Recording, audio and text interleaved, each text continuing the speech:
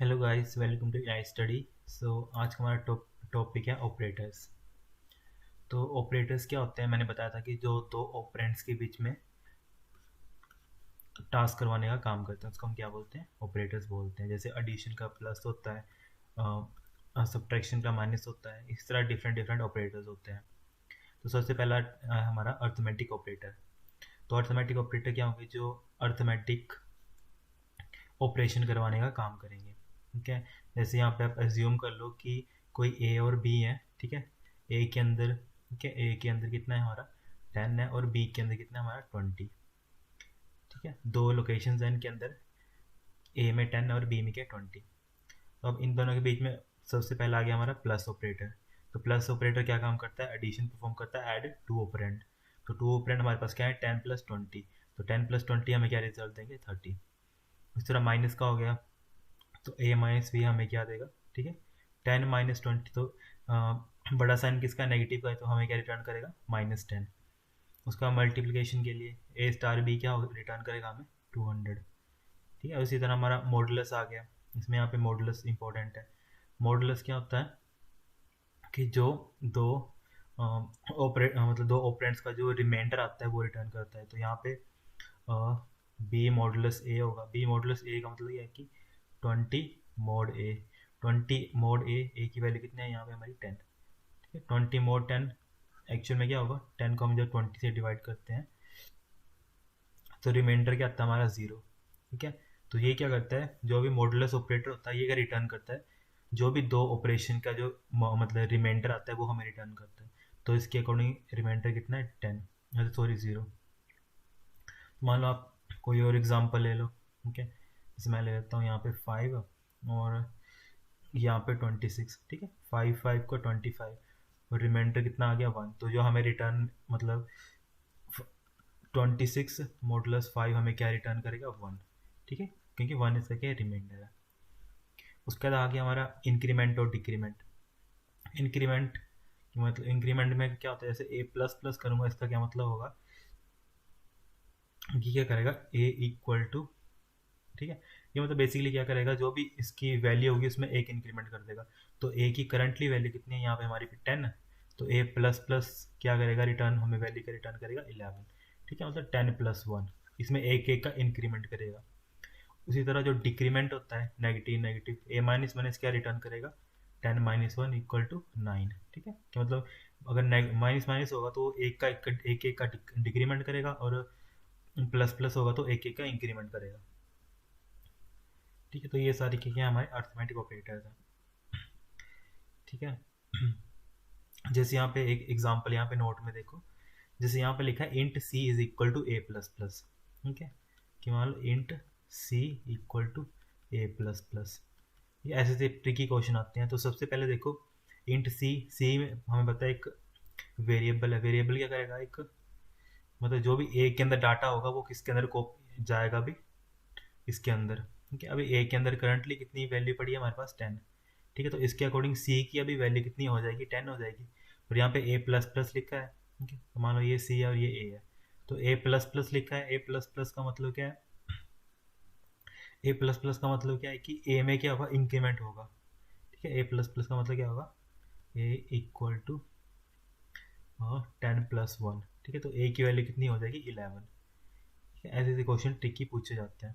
ठीक है, इसमें क्या हुआ सबसे पहले ना, ये देखो यहाँ पे सबसे पहले नॉर्मली हम क्या करते हैं, जो भी ए की वैल्यू से यहाँ हमें दिख रहा है ए की वैल्यू किस में चली जाएगी सी में। तो मान लो मेरे पास एक लोकेशन है ए की, ए में कितनी वैल्यू पड़ी है हमारे पास 10। ठीक है, और बी की तो हमें पता ही है बी में कितनी है 20 पड़ी है। अब यहाँ पे क्या किया है, एक सी ले लिया हुआ। ठीक है, सी एक वो ले लिया, इंट ले लिया हुआ। अब इसमें क्या बोला है इसने कि जो भी ए के अंदर वैल्यू पड़ेगी वो किस में जाएगी सी में। तो ए के अंदर कितनी वैल्यू पड़ी है 10 पड़ी है, तो 10 किस में चला जाएगा अभी इसमें। ठीक है, ए की वैल्यू कॉपी होकर कहाँ चली जाएगी सी में। अब यहाँ देखो इसके आगे क्या लगाया ए प्लस प्लस। तो ए प्लस प्लस का मतलब क्या होता है कि ए में इंक्रीमेंट होगा कितना एक का। तो ए प्लस प्लस क्या होगा, A+1 इज इक्वल टू 10 + 1 = 11। तो इसके बाद क्या होगा, ए की जो वैल्यू होगी वो इंक्रीमेंट हो जाएगी। सबसे पहले होगा जो भी ए की वैल्यू असाइन हो जाएगी उसके बाद में इसको इंक्रीमेंट करते हैं।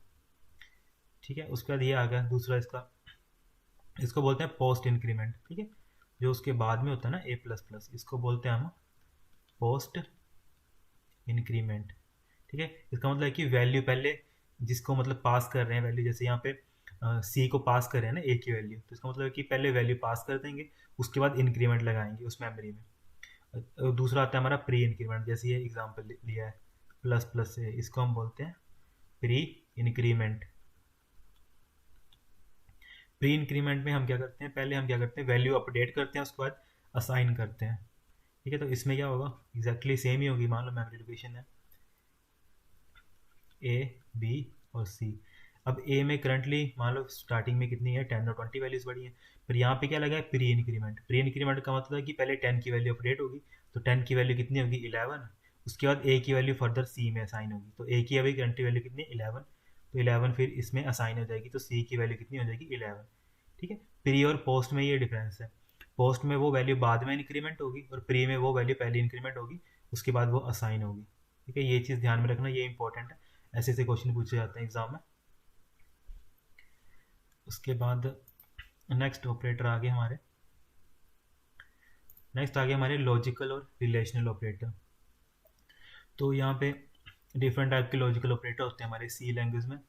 अब यहाँ पे एग्जैक्टली वही मतलब वो लिया है, ए में कितनी वैल्यू है 10 और बी में कितनी वैल्यू है 20। तो जब भी हम मतलब ये लगाते हैं ऑपरेटर, पहला ऑपरेटर हमारा इक्वल टू ऑपरेटर, तो ये क्या करता है, ये करेगा ए इक्वल टू बी, इसका मतलब है कि ए की वैल्यू बी के बराबर है, अगर वैल्यू बी के बराबर है, ठीक है, तो वो रिटर्न करेगा हमें 1, नहीं तो रिटर्न करेगा मतलब ट्रू रिटर्न करेगा, नहीं तो वो फॉल्स रिटर्न करेगा, ठीक है, 0 फॉर फॉल्स, ठीक है। तो यहाँ पे देखो ए और बी की वैल्यू कितनी है हमारी, ए की 10 और बी की 20 है, ठीक है। तो ये क्या रिटर्न करेगा हमें नॉट ट्रू, ठीक है, जैसे यहाँ पे लिखा है। अब मान लो यहाँ पे मैं ए की वैल्यू 10 ले लेता और बी की वैल्यू भी 10 ले लेता, तो ये हमें क्या रिटर्न करता है ट्रू, ठीक है। इससे हम क्या करते हैं, मतलब दो चीज़ों को आपस में कंपेयर करते हैं कि ये इसकी वैल्यू इसके बराबर है कि नहीं है। उसके बाद आ गया नॉट इक्वल टू। अब नॉट इक्वल टू का फंडा क्या है, जैसे ए नॉट इक्वल टू बी, ठीक है। अब यहाँ पे देखो ए की वैल्यू कितनी है 10 और बी की वैल्यू कितनी है 20। अब ये देखो ए नॉट इक्वल टू बी, तो हाँ ये तो बात तो ठीक है कि ए की वैल्यू है जो बी के बराबर नहीं है, ठीक है। ये स्टेटमेंट क्या बोल रही है कि ए नॉट इक्वल टू बी, जो ए की वैल्यू है वो बी के बराबर नहीं है, तो ये क्या रिटर्न करेगा ट्रू। अगर मान लो यहाँ पे ए और बी की दोनों की वैल्यू 10 10 होती, कि यहाँ पे फिर यहाँ पे सुनो 10 इज नॉट इक्वल टू 10, तो ये क्या गलत है, तो ये हमें क्या रिटर्न करता, हमें फॉल्स रिटर्न करता, क्योंकि ये दोनों वैल्यू भी ट्रू है। उसके बाद आ गया हमारा ठीक है, उसके बाद आ गया हमारा ग्रेटर देन का साइन। तो ग्रेटर देन का साइन जैसे हम क्या करते हैं नॉर्मली मैथ्स में, ए इज ग्रेटर देन बी, तो यहाँ पे कर लो 10 इज ग्रेटर देन 20, तो यहाँ पे 10 ग्रेटर देन 20 ये नहीं है, तो इसने क्या किया नॉट ट्रू, ठीक है। नॉट ट्रू का मतलब इसको फॉल्स बोल सकते हो। उसके बाद आ गया लेस देन का। अब इसी तरह A is less than B, A is less than B मतलब 10 इज़ लेस देन 20, ये तो हमें दिख रहा है जो 10 है 20 से छोटा है, तो हमें क्या रिटर्न करेगा ट्रू। उसके बाद नेक्स्ट आ गया जैसे हमारा ग्रेटर देन और इक्वल टू, ठीक है। इसमें क्या होता है A greater than equal to B. अब इसमें क्या होगा, ये देखो ये हमें क्या रिटर्न करेगा, ये रिटर्न करेगा नॉट ट्रू, ठीक है। ना ही तो ए उससे बड़ा है ना ही तो उसके बराबर है। देखो 10 इज ग्रेटर देन या इक्वल टू 20, ठीक है, ना ही तो 10 20 से बड़ा है, ठीक है, ना ही 10 20 के इक्वल है, ठीक है। तो ये हमें क्या रिटर्न करेगा नॉट ट्रू या फिर फॉल्स। उसके बाद जो अगला आ गया, ठीक है, ए इज लेस देन या इक्वल टू बी। अब यहाँ पे देखो 10 is less than equal to 20, ठीक है। इक्वल टू तो नहीं है पर लेस देन तो है ना इसके, ठीक है, तब ये क्या रिटर्न करेगा ट्रू, ठीक है। उसके बाद आ गया हमारा एंड, ठीक है, ये हमारा आ गया लॉजिकल एंड ऑपरेशन, ठीक है। इस चीज़ को ध्यान रखना, ये क्या है हमारा लॉजिकल एंड ऑपरेशन, ये सारे के सारे क्या हमारे लॉजिकल ऑपरेशंस, ये जितने भी नीचे हम पढ़ेंगे ये सारे क्या है लॉजिकल ऑपरेशन, ये तीनों, ठीक है। तो सबसे पहला आ गया हमारा लॉजिकल एंड ऑपरेटर, ठीक है। जैसे हमने एंड में पढ़ा था बेसिक बुलियन में, तो एंड क्या होता है जब दोनों वैल्यू ट्रू होती हैं तभी वो हमें रिटर्न करता है ट्रू, ठीक है। तो इसके अकॉर्डिंग यहाँ पे क्या होगा, जैसे यहाँ पे देखो ए और एंड बी। अब यहाँ देखो ए की वैल्यू कितनी है हमारी 10 और बी की वैल्यू कितनी है हमारी 20, तो 10 और 20 इक्वल है कि नहीं है, नहीं है इक्वल, तो ये हमें क्या रिटर्न करेगा, फॉल्स। ठीक है, विच इज़ नॉट ट्रू। ठीक है।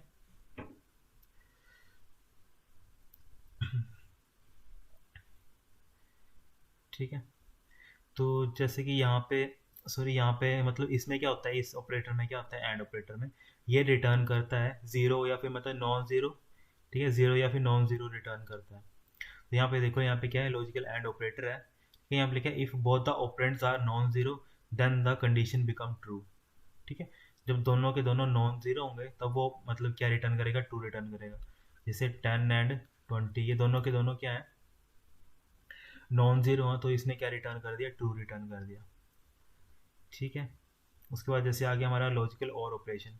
और ऑपरेशन का मतलब ये है कि अगर मैं ए और बी लगाता हूँ यहाँ पे, तो ए और बी में क्या होता है, जैसे ए और बी में क्या होगा हमारा, कि जैसे यहाँ पे क्या है, 10 और, ठीक है, 10 और 20, 10 और 20 का क्या रिटर्न करेगा, ये ट्रू रिटर्न करेगा।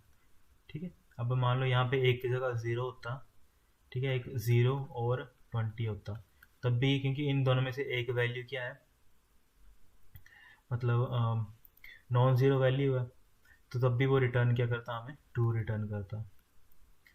ठीक है, अगर यही केस हमारा एंड के लिए होता, ज़ीरो एंड 20, ठीक है, तो ये हमें क्या रिटर्न करता, हमें फॉल्स रिटर्न करता। ओके, उसके बाद जैसे हमारा नोट ऑपरेशन आ गया। नोट क्या कर, इसको हम क्या बोलते हैं, उसमें डिजिटल में इन्वर्टर बोलते हैं। ठीक है, इन्वर्टर बोलते हैं, इसका क्या मतलब है कि कोई भी वैल्यू होगी उसका वो इन्वर्स मतलब उल्टा देगा रिजल्ट में। जैसे ए एंड बी का जैसे हमने अभी किया, ए एंड बी का रिजल्ट क्या आया था, ट्रू। पर अगर इसके आगे हम नोट लगा दें, ठीक है, नोट का सिंबल होता है ये और ये, सॉरी एक सेकेंड, ठीक है, नोट का सिंबल क्या होता है, ऐसे करके। ठीक है, अगर इसके आगे हम नोट लगा दें तो ये हमें क्या रिटर्न करेगा, फॉल्स रिटर्न करेगा। ठीक है, ऐसे वर्क करता है ये हमारा। उसके बाद जैसे हमारा आ गया, यहाँ पे बस वही लिखा है जो मैंने ऊपर बताया था, कि यहाँ पे कोई बुल टाइप का होता नहीं है सी में। तो यहाँ पे जो भी हमारी फॉल्स वैल्यूज़ होंगी वो हमें ज़ीरो रिटर्न करेगा, और जो भी अदर वैल्यूज़ होंगी ट्रू वैल्यू, उसको हमें वन रिटर्न करेगा। और उस तरह लॉजिकल ऑपरेटर की जो भी वैल्यूज़ आएंगी, ठीक है, तो वैल्यू जब ज़ीरो रिटर्न करेगा इसका मतलब जो स्टेटमेंट है वो हमारी फॉल्स होगी, और वन है तो वो स्टेटमेंट हमारी ट्रू होगी। ठीक है, उसके बाद जैसे हमारा नेक्स्ट आ गया बिट वाइज ऑपरेटर।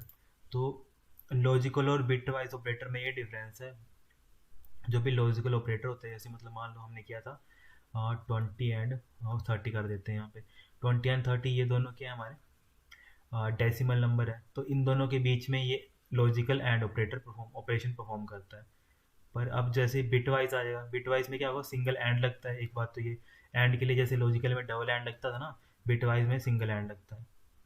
ठीक है, और इसमें क्या होता है कि जो भी ऑपरेशन होंगे, ठीक है, जैसे मान लो 20 एंड 30 हो रहा है, तो सबसे पहले हमारा सिस्टम क्या करेगा, इन दोनों के जो बाइनरी नंबर होंगे उनको उनमें कन्वर्ट कर देगा। ठीक है, 20 और 30 का जो भी बाइनरी नंबर होगा उसमें कन्वर्ट कर देगा।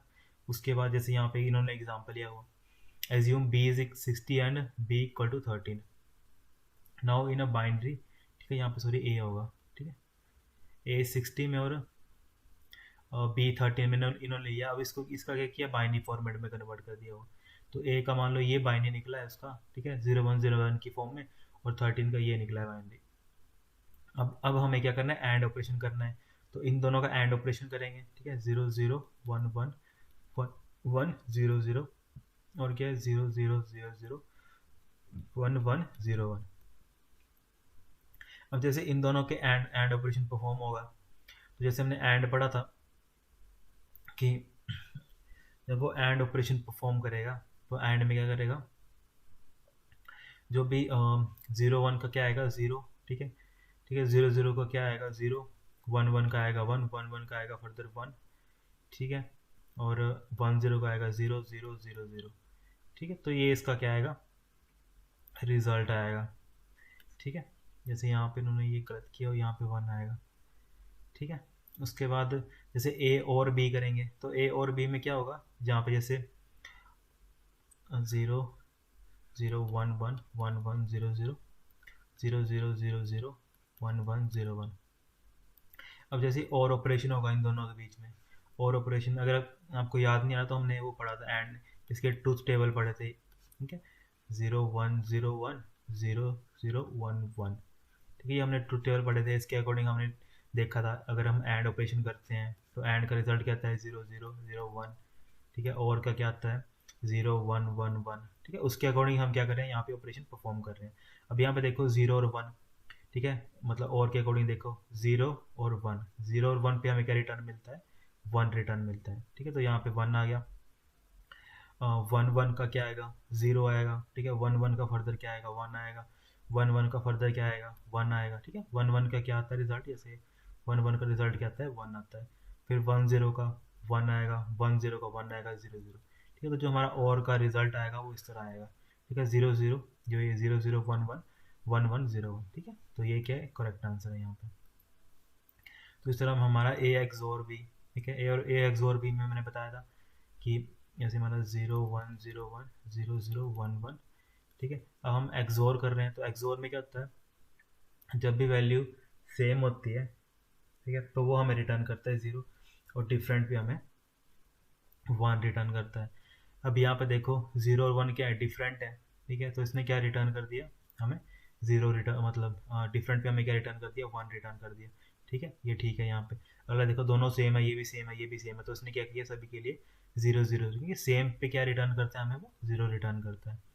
उसके बाद ये भी दोनों भी डिफरेंट डिफरेंट डिफरेंट, मतलब ये दोनों डिफरेंट डिफरेंट है, ये सेम सेम है, तो यहाँ पे क्या करेगा 1 1 डिस्प्ले करेगा, बाकी के लिए 0 0, ठीक है। ऐसे ऐसे करके ये सारे बिट वाइज, मतलब उनको बिट्स में कन्वर्ट करके फर्दर बाद में सोल्व किया उनको। उसके बाद आ गया ये नोट आ गया, ठीक है, इसका इन्वर्स कर दो, बेसिकली ए का नोट आ गया, तो ए का नोट क्या आएगा, मतलब ए का नोट आएगा 1 1 0 0, ठीक है, 1 1 0 0, और इसका आएगा 0 0 1 1 0 0 1 1, ठीक है, तो ये ठीक है। यहाँ पे बस इसमें यहाँ पे ये करेक्ट कर लेना, यहाँ पे 1 आएगा।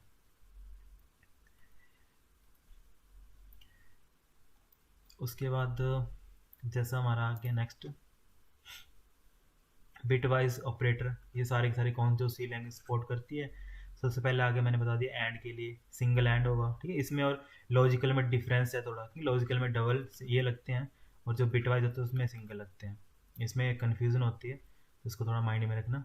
ये आ गया ऑपरेटर एंड आ गया, ये एंड मतलब बिट वाइज ऑपरेशन परफॉर्म करता है दो उनके बिट्स के बीच में, ठीक है, जैसे यहाँ पे इन्होंने एग्जाम्पल ले रखा हुआ।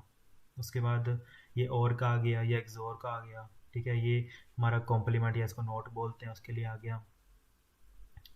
और उसके बाद ये आता है लेफ़्ट शिफ्ट और राइट शिफ्ट ऑपरेटर होते हैं, ठीक है। लेफ़्ट शिफ्ट का मतलब होता है कि मतलब बिट्स को शिफ्ट करना, जैसे यहाँ पे एग्जांपल ले लो, जैसे ए, जैसे इसने एग्जांपल लिया है ए लेफ़्ट शिफ्ट 2, ठीक है, तो इसका क्या मतलब होता है, जैसे हमें 4 बिट में 2 की वैल्यू कितनी होती है हमारी, कि जैसे आपको यहाँ पे बना देता हूँ 0 1 2, ठीक है, 0 में क्या होती है हमारी 0 1 0, ठीक है, 0 0 1 0 0 0, ठीक है, 0 0 0 0, ठीक है, मतलब बेसिकली 4 बिट के लिए यहाँ पे हमें तो बेसिकली 2 के लिए वैल्यू चाहिए, तो 2 की वैल्यू कितनी है 0 0 1 0, ठीक है, 2 की वैल्यू ये भी मैंने आपको बनाना सिखाया था हम कैसे बनाते हैं इसको, ठीक है, तो ये मैंने तभी बोला था कि आपको ऐसे याद ना रहे तो आपको करें बेसिकली ऐसे करके सारी वैल्यूज़ को लिखो और आपको वो वैल्यू जब को चाहिए होती है वो मिल जाएगी।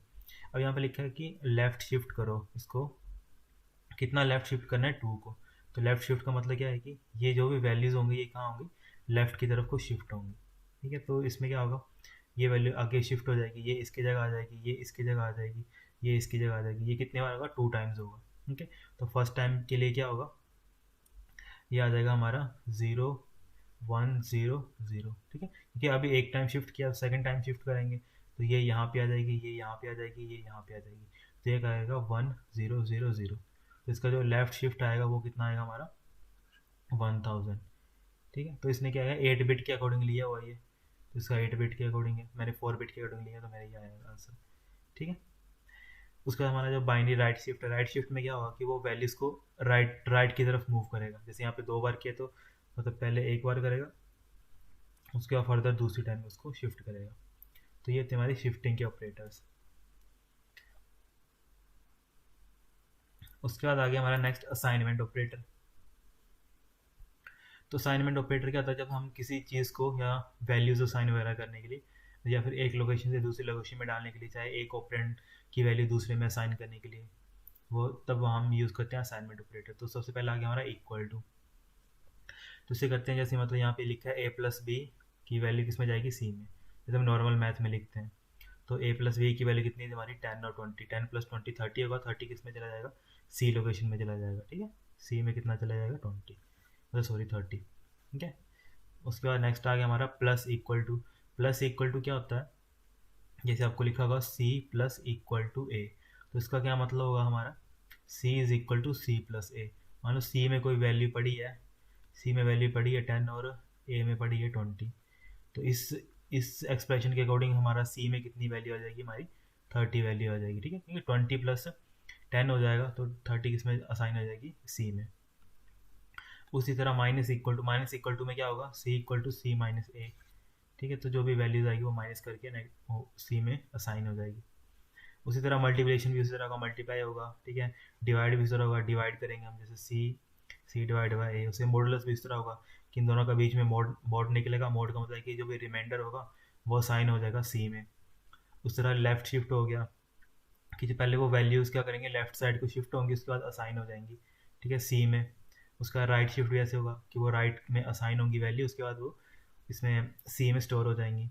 उसके बाद बिटवाइज एंड। ठीक है, बिटवाइज एंड की वो क्या करेगा, पहले सी और जो भी दूसरा मतलब वैल्यू जैसे यहाँ पे लिखे ना, सी एंड इक्वल टू 2, तो 2 की जो भी बाइनरी वैल्यू है, ठीक है, उसका एंड किसके साथ होगा, जैसे 2 की बाइनरी वैल्यू क्या थी हमारी, 0010।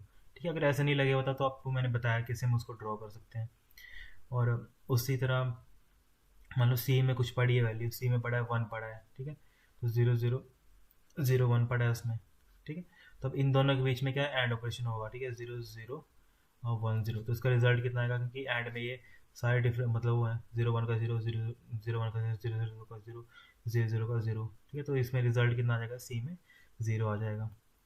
उसी तरह हमारा और होता है। ठीक है, ठीक है, इसको एक्सोर बोलते हैं सिंबल को। ठीक है, कई बार पूछा जाता है ये किस चीज़ का सिंबल है, एक्सोर का सिंबल है। और उसका ये हमारा आ गया, इसका और का आ गया। ठीक है, ये सारे क्या हैं, असाइनमेंट ऑपरेटर के साथ यूज़ किए जाते हैं। उसके बाद ठीक है, उसके बाद हम लूप्स पढ़ेंगे कल। अभी हम थोड़ा सा प्रैक्टिकल सेशन देख लेते हैं इसका। तो जैसे कि हमारा सबसे पहला आगे की अर्थमेटिक ऑपरेटर के लिए। ठीक है, तो सबसे पहले हमें पता है कि हेडर फाइल हमें ऐड करनी पड़ती है। इसके अंदर क्या है, जो भी हमारी प्रिंट एफ की स्टेटमेंट है या स्कैन एफ की जो भी स्टेटमेंट होती है, इनको डिस्क्राइब किया होता है हेडर फाइल्स के अंदर। उसके बाद हमारा सेकंड आ गया, ठीक है, इंट मेन आ गया, क्योंकि बाय डिफ़ॉल्ट तो जो हमारा इंट होता है, तो इसके लिए हमें एक स्पेशल स्टेटमेंट लिखनी पड़ती है, रिटर्न 0, क्योंकि जो हमारा मेन फंक्शन है वो कुछ रिटर्न नहीं करता है, तो हमें यहाँ पे लिखना पड़ता है लास्ट में रिटर्न 0। उसके बाद यहाँ पे मैंने क्या किया है, 3 वेरिएबल ही हैं पहले। ए वेरिएबल के अंदर, ठीक है, मान लो 3 लोकेशन ही है, तो ए के अंदर मेरा कितना पड़ा है, 9 पड़ा है। ठीक है, हमने अपने अकॉर्डिंग ए लिखा है, पर सिस्टम का कुछ भी साइज हो सकता है, मान लो 1000 है इसका। ठीक है, उसके बाद आ गया हमारा बी आ गया। ठीक है, बी कितना कि इंट 2 बाइट्स का स्पेस लेता है, तो मेरी नेक्स्ट लोकेशन कहाँ से स्टार्ट होगी, 1002 से। ठीक है, इसके अंदर कितना पड़ा है, 4। और जो मेरा रिजल्ट है वो मान लो यहाँ पे आएगा। ठीक है, जो मैं रिजल्ट करूँगा, तो जो मेरा सी है, ठीक है, ये कितना आएगा मेरा 1004। ठीक है, इसमें जो भी रिजल्ट आएगा वो साथ साथ में हम यहाँ पे अपडेट करेंगे। जैसे कि यहाँ पे सबसे पहले क्या है, एक ए में 9 और बी में 4 है। ठीक है, 2 लोकेशन में हमें पता है ये डाटा पड़ा है। तो सबसे पहले मैंने क्या किया, C is equal to A plus B. C को क्या किया, ए प्लस बी किया, तो 9 + 4 कितने होते हैं हमारे 13। तो मैंने अगली स्टेटमेंट के लिए किया print F A plus B. ठीक है, तो मुझे स्क्रीन पे क्या प्रिंट होगा, ए प्लस बी। ठीक है, equal to percentage D. Percentage D का मतलब क्या है कि मैंने पहले बताया था,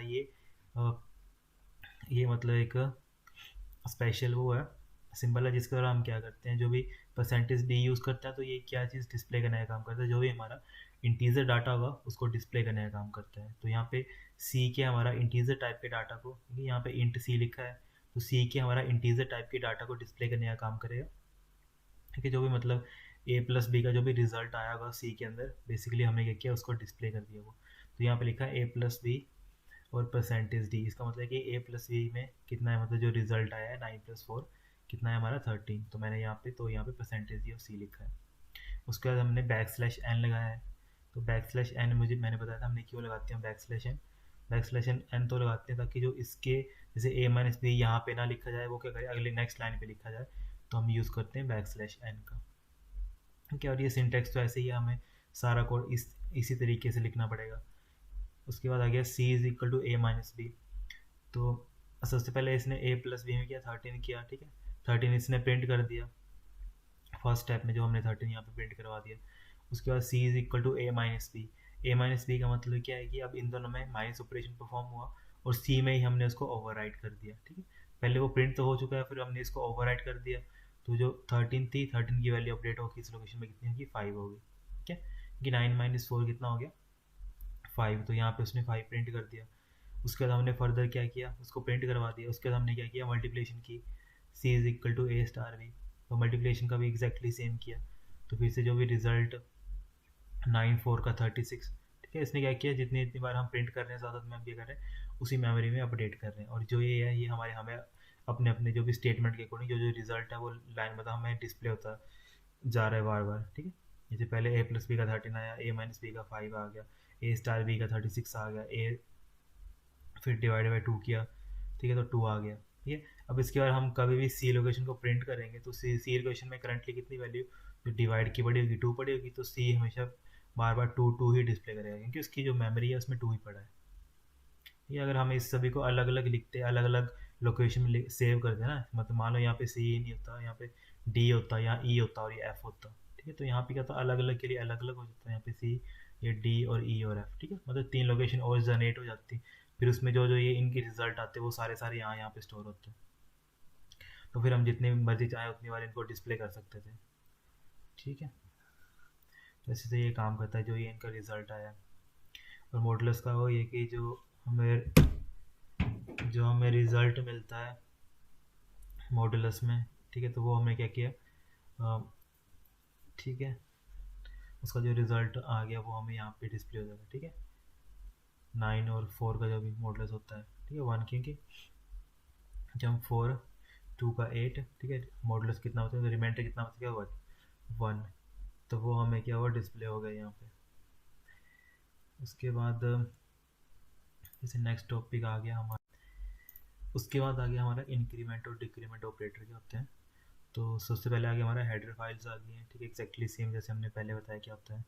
इंट मेन का भी यहाँ से प्रोग्राम की एग्जीक्यूशन स्टार्ट होती है मेन से। तो यहाँ पे क्या किया है, 2 वेरिएबल हैं ए और बी। ठीक है, ए में कितनी है 10 वैल्यू और बी में कितनी है मतलब 100 वैल्यू है।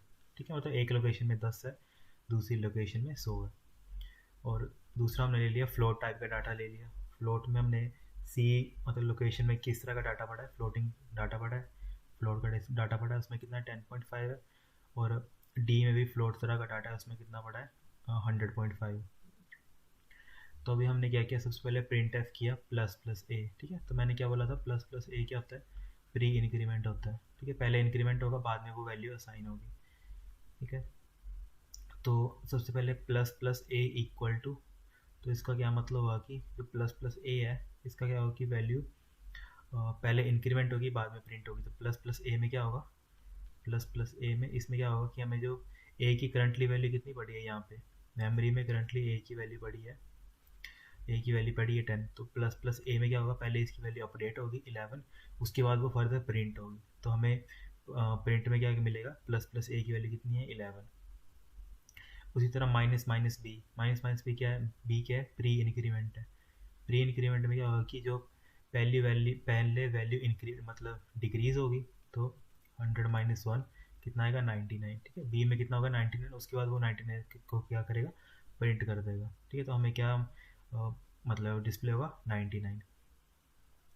उसके बाद जैसे हमारा प्रिंट एफ, उसके बाद ये देखो फ्लोट के लिए हम यूज़ करते हैं %f, जैसे हम इंटीजर के लिए यूज़ करते हैं ना %d, उस तरह फ्लोट के लिए हम यूज़ करते हैं %f।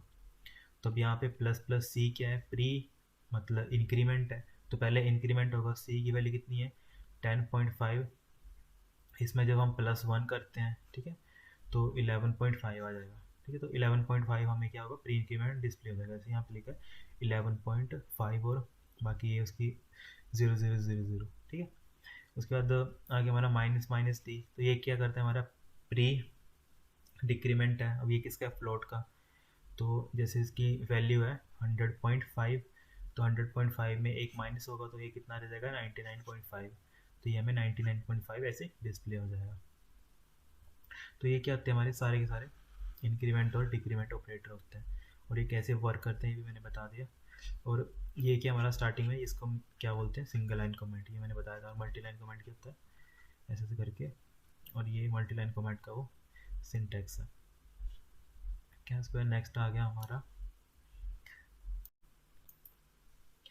फिर जैसे नेक्स्ट आ गया हमारा असाइनमेंट ऑपरेटर, ठीक है। असाइनमेंट ऑपरेटर मैंने बता दिया कि हम क्या करते हैं, वैल्यूज़ को असाइन करने का काम करते हैं। तो जैसे यहाँ पे आ गया, मैंने ए के अंदर कितना लिया, 5 वैल्यू लिया, और सी को भी एम्प्टी रखा है, सी लोकेशन को।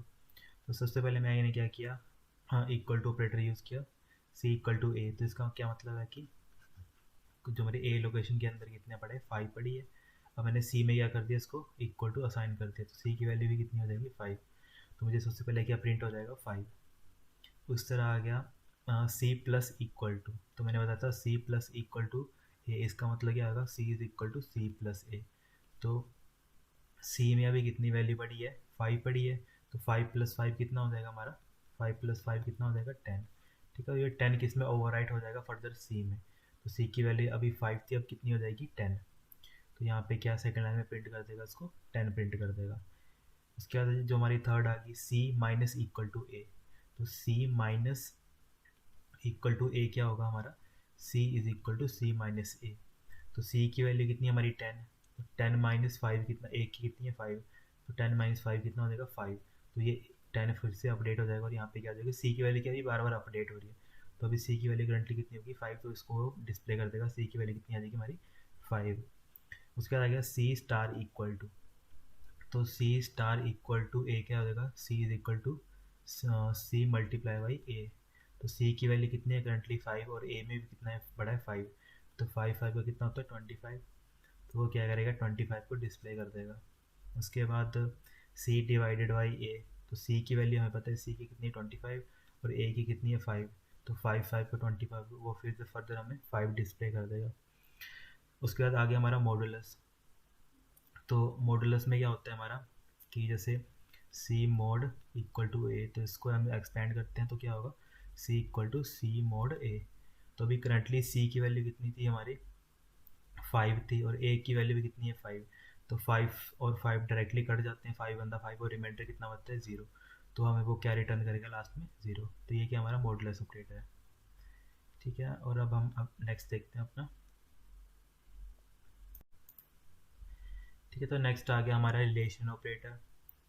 तो रिलेशन ऑपरेटर में सबसे पहले मैंने क्या किया है, बाकी तो सेम ही रहेगा, हेडर फाइल इंक्लूड कर ली प्रिंटफ के लिए, और मेन फंक्शन जहाँ से एग्जीक्यूशन स्टार्ट होती है। उसका आगे इंट, यहाँ पे मैंने क्या किया, मतलब बेसिकली क्या किया, 3 लोकेशन ली है, 3 लोकेशन के अंदर क्या किया है, 3 डाटा डालने हैं, ठीक है। तो यहाँ पे लोकेशन के अकॉर्डिंग समझ लो, ठीक है। ए कोई हमने किसी लोकेशन को बेसिकली नाम दिया है, तो ए में कितना है 5, और बी में कितना है 5, और सी में कितना है 10। तो हमने क्या किया, रिलेशन ऑपरेटर लगाया। तो सबसे पहले मैंने क्या किया है, percentage D equal to percentage D is, ठीक है, परसेंटेज डी। तो अब यहाँ पे मैंने क्या किया, परसेंटेज डी में सबसे पहले क्या, कौन सी वैल्यू डिस्प्ले की है, अगर मुझे ए डिस्प्ले करना है, जैसे मैंने क्या किया है 5 इज़ इक्वल टू 5, तो मुझे उस लोकेशन को देना पड़ेगा प्रिंट एफ में, और उसको जो हमें पता है इंटीजर के लिए हम परसेंटेज डी यूज़ करते हैं, तो मैंने यहाँ पे इसके लिए परसेंटेज डी दे दिया, और दूसरा बी के लिए मुझे क्या करना है, यहाँ पे परसेंटेज डी दे दिया। तो यहाँ पे मैंने बेसिकली किया है, ए इक्वल टू बी है कि नहीं, हो तो ए की लाइन में सारे काम कर दिए हुए। तो ए इक्वल टू बी, तो यहाँ पे देखो, अगर ए इक्वल टू बी मतलब 5 इक्वल टू 5 है कि नहीं है 5 इक्वल टू 5। तो मैंने पहले बताया था कि वो हमें क्या रिटर्न करेगा, ट्रू, ठीक है। ट्रू क्या होता है हमारा 1, 1 को हम क्या बोलते हैं ट्रू, तो इसने क्या रिटर्न कर दिया 1। उसी तरह जो हमारा नेक्स्ट आ गया, नेक्स्ट में क्या होता है, ठीक है। जैसे नेक्स्ट आ गया हमारा इक्वल टू, ठीक है, ए इक्वल टू सी। तो सी की वैल्यू कितनी है हमारी 10 और ए की वैल्यू कितनी है 5। तो 5 इक्वल टू 10 है नहीं है, तो हमें क्या रिटर्न करेगा 0। उसी तरह ग्रेटर देन के लिए A is greater than B, के 5 ग्रेटर देन 5 नहीं है तो फॉल्स कर दिया। फिर आगे आ गया 5 इज़ ग्रेटर देन 10, ये भी गलत है, ठीक है, इसमें रिटर्न कर दिया 0। ठीक है, ऐसे ऐसे करके जितने भी हमारे ऑपरेशन परफॉर्म है, जितने हमने पढ़े वो सारे के सारे यहाँ पे किए हुए। ठीक है, जैसे 5 इज़ नॉट इक्वल टू 5, ठीक है, तो ये हमें क्या रिटर्न करेगा, 0 रिटर्न करेगा। ठीक है, कि जो 5 है वो इक्वल टू 5 नहीं है। उसके बाद नेक्स्ट आ गया जैसे हमारा A is not equal to C, ठीक है, 5 इज़ नॉट इक्वल टू 10। तब ये क्या है, ट्रू है, क्योंकि 5 जो है 10 के बराबर नहीं है, तो इसने हमें क्या रिटर्न कर दिया, 1 रिटर्न कर दिया। अब एक और आ गया, A is greater than equal to B. तो 5 इज़ ग्रेटर देन, मतलब ग्रेटर देन तो नहीं है पर इक्वल तो है, 5 इक्वल टू 5, तो इसने 1 रिटर्न कर दिया। उसी तरह आ गया हमारा A is less than equal to C. तो 5 is less than equal to 10। तो ये क्या है, 5 इक्वल टू तो नहीं है पर लेस देन तो है, तो इसने क्या रिटर्न कर दिया 1। ठीक है, तो ये सारे के सारे क्या होते हैं, हमारे रिलेशनल ऑपरेटर्स होते हैं। ठीक है, जैसे हम सी में कोड करेंगे तो ये सारे ऐसे ही कोड करेंगे। ठीक है, इस चीज़ को ध्यान में रखना। इसके बाद नेक्स्ट टॉपिक आ गया हमारा, उसके बाद नेक्स्ट आ गया हमारे लॉजिकल ऑपरेटर्स। ठीक है, लॉजिकल ऑपरेटर्स क्या होते हैं, एक सेकेंड।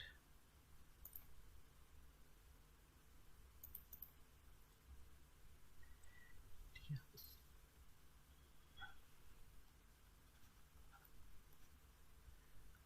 ठीक है, उसके बाद आ गया हमारे लॉजिकल ऑपरेटर आ गए। तो लॉजिकल ऑपरेटर क्या होते हैं, जो अ, मतलब लॉजिकल दो मेमोरीज के बीच में या दो वैल्यूज़ के बीच में, ऑपरेंड्स के बीच में लॉजिकल ऑपरेटर के अकॉर्डिंग रिजल्ट प्रोवाइड करते हैं। तो हमारे कौन कौन से होते हैं, हमारे एक तो होता है एंड होता है, एक और होता है, और एक नॉट होता है। ठीक है, तो अभी हम इन सभी को देखेंगे यहाँ पे प्रैक्टिकल अप्रोच में। तो सबसे पहले मैंने क्या कर लिया, ए बी और सी तीन वेरिएबल, मतलब इंटीजर टाइप की वेरिएबल ले लिए। ठीक है, जिसके अंदर क्या है, बेसिकली एक लोकेशन के अंदर इंटीजर टाइप का डाटा डाला है 3 लोकेशन के अंदर, और एक रिजल्ट नाम का वेरिएबल ले लिया जिसके अंदर क्या आएगा, उनका रिजल्ट आएगा। तो सबसे पहले मैंने एक एक्सप्रेशन लिखा है रिजल्ट इक्वल टू, उसके अंदर लिखा है ए इक्वल टू बी। अगर ए और बी बराबर है, ठीक है, 5 इक्वल टू 5 है, और ठीक है यहाँ पे एंड लगाया है सी इज़ ग्रेटर देन 5। तो सी की कितनी वैल्यू है यहाँ पे 10, 10 इज़ ग्रेटर देन 5। अगर मान लो ये दोनों कंडीशन मेरी ट्रू है, तब वो मुझे क्या रिटर्न करेगा, मुझे पता है ट्रू के लिए क्या रिटर्न करता है 1। तो ये देखो 5 इक्वल टू 5 भी है और 10 से 5 से बड़ा भी है, तो मुझे ये स्टेटमेंट क्या रिटर्न करेगी, मतलब इस रिजल्ट में भी क्या वैल्यू आएगी 1। ठीक है, तो जैसे यहाँ पे डिस्प्ले कर दिया उसने। उसका जो हमारा सेकंड आ गया, सेकंड में क्या है, A equal to B and C is less than B. तो इसमें जो सेकंड कंडीशन है, सेकंड कंडीशन देख लो 10 इज लेस देन 5, तो ये कंडीशन क्या है, फॉल्स है। तो हमने एंड में क्या पढ़ा था, अगर दोनों ही स्टेटमेंट ट्रू होंगी तब भी वो 1 रिटर्न करेगा। तो एक स्टेटमेंट क्या है, फॉल्स है, तो उसने क्या रिटर्न कर दिया 0। उसके बाद आ गया ए इक्वल टू बी और सी इज लेस देन बी। तो हमने और में पढ़ा था, अगर दोनों में से एक भी कंडीशन ट्रू है तो वो हमें रिटर्न क्या करता है, ट्रू। ठीक है, ट्रू या 1 बोल दो उसको, तो वो रिटर्न करता है। तो यहाँ पे ए इक्वल टू बी, ठीक है, 5 इज इक्वल टू 5। ठीक है, ये तो चीज़ ठीक है। दूसरा क्या है, सी इज लेस देन बी। तो सी की वैल्यू कितनी है, 10 इज लेस देन 5। ठीक है, एक कंडीशन फॉल्स है पर एक तो ट्रू है, तब भी हमें और में क्या रिटर्न करता है, वो 2 रिटर्न करता है, दैट इज 1 रिटर्न करता है। उसके बाद आ गया हमारा नेक्स्ट आ गई A is not equal to B. ठीक है, तो ए की वैल्यू कितनी है हमारी 5 इज नॉट इक्वल टू 5। ठीक है, तो ये कंडीशन क्या है, हमारी फॉल्स है, पर सी इज मतलब बी इज लेस देन सी। ठीक है, तो जो हमारी सी, ठीक है, जो ये वैल्यू, ये कंडीशन है, ये क्या है कि मतलब वो है कि जो हमारा बी है वो सी से क्या बोलते हैं, छोटा है। ठीक है, तो इनमें से एक कंडीशन क्या बोलते हैं, दोनों कंडीशन क्या हमारी फॉल्स है, ठीक है, दोनों की वैल्यू क्या है, 0 और 0, 0 और 0 का रिजल्ट कहता है 0। ठीक है, तो ये हम स्टेटमेंट क्या रिटर्न करेगी, 0, जो उसने यहाँ पे रिटर्न कर दिया। उसके बाद नेक्स्ट आ गया हमारा, यहाँ पे लिखा है 5 इज़ नॉट इक्वल टू 5। ठीक है, तो 5 इज़ नॉट इक्वल टू 5, तो ये कंडीशन क्या है हमारी, फॉल्स है। ठीक है, तो हमें पता है, अब इसके बाद एक और स्टेटमेंट लगाइए नोट की। ठीक है, तो हमें पता है जब भी ज़ीरो आता है नोट में, तो वो क्या करता है, इन्वर्ट कर देता है। ज़ीरो का इन्वर्ट कितना आ गया हमारा, 1, तो हमें वो रिजल्ट में कितना देगा, 1। ठीक है, उसका नेक्स्ट आ गया हमारा रिजल्ट। ठीक है, इसके अकॉर्डिंग हमने देखा है ए इक्वल टू बी, तो 5 इक्वल टू 5, तो ये कंडीशन क्या है हमारी, ट्रू। तो ट्रू के लिए वो 1 रिटर्न करता है, तो 1 का फिर से हमने क्या किया, नोट कर दिया हुआ। तो 1 का नोट कितना होगा, इनवर्स कितना होगा 1 का नोट, 0, जो इसमें यहाँ पे डिस्प्ले कर दिया हुआ। क्या अब हम नेक्स्ट देखते हैं।